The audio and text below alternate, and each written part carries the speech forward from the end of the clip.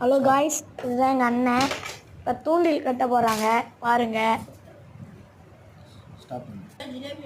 இந்த கட்டத்தை பிடிச்சிருந்தா லைக் பண்ணுங்கள். நீங்கள் லைக்கே பண்ண மாட்டீங்க, சப்ஸ்கிரைபே பண்ண மாட்டீங்க. ப்ளீஸ் ஒரே லைக் பண்ணுங்கள். இதை பார்த்துட்டு நீங்களும் தூண்டில் கட்டி பிடிச்சிங்கன்னா உங்களுக்கு பெரிய பெரிய மீனாக மாட்டோம். கமெண்ட்டும் பண்ண மாட்டீங்க, ஒன்றும் பண்ண மாட்டீங்க.